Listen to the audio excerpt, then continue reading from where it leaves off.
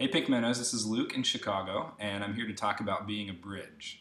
I'm really looking forward to seeing everybody else's videos, so if you have an idea about what that phrase means to you um, and what you think about Pink Minnow right now, post a video and we'll all look forward to watching them. So what I wanted to talk about for me, I think a lot of us think of Pink Minnow in terms of a justice movement, justice for LGBT people, equality, and I think those are certainly really a big part of the picture. But I wanted to talk about sort of more on a personal level, kind of my own journey and how I experienced bridging between different worldviews and kind of different ways of thinking about and experiencing religion and spirituality. So a little bit of my personal story in about 2 minutes or however long this is going to take to do this video. But growing up, I had kind of a typical worldview that you might have from reading the Bible literally, from what they call evangelical Christianity. I think you guys probably know what I'm talking about, where God was an external being who had this will that I had to try to figure out how to fit my own life into, and the instructions for that were in the Bible. And I'd say there were certainly important truths that I learned from this, and it was an important way for me to grow up spiritually. But I think like a lot of gay people, when I came out of the closet, which for me happened during college, I went through a big questioning period and a period where all of this spiritual worldview that I had grown up with seemed to not hold all the answers anymore. And I really struggled for a while trying to fit my own experience of life, of sexuality, of self into these boxes that I had believed in for a long time. And they all came crumbling down for me in a big dramatic way.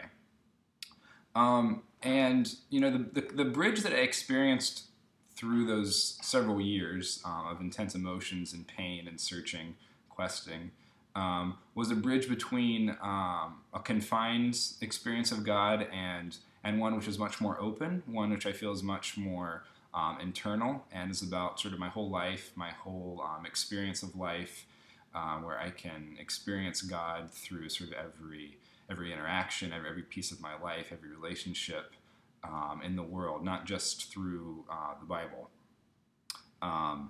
And I think it's a spirituality that to me feels actually like kind of an organic growth from what I grew up with.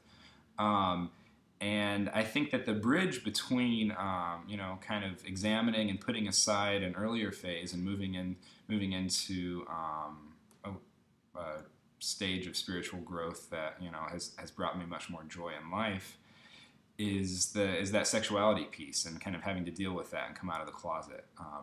So I'm curious to hear maybe from some of you who've had similar experiences, but I think that Pink Minnow, that delving into these questions, whether you're LGBT or a straight ally, you're just interested in them, I think it might actually open up some interesting possibilities for spiritual life and spiritual growth.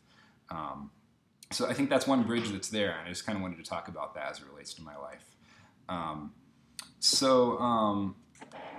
So yeah, let's hear from you. I think Pink Minnow has a possibility to be a bridge in a lot of ways, a bridge between people who are marginalized, very marginalized by the church and in the church, bridge between those people and the people who have the power in the church. I think Pink Minnow there needs to be a bridge between people who disagree on this issue of LGBT people and their place in the church. And a bridge that shows that we all can live together in the same church and get along and share the same institutions. And that's something that has to happen, otherwise the church will fall apart. I think Pink Minnow can be a bridge in a lot of other ways, a bridge between different worldviews and people whose old worldview might not be working for them anymore. They don't know where they're going with them. So there's a phrase from the poet Rumi that often comes to mind when I think about that time in my life.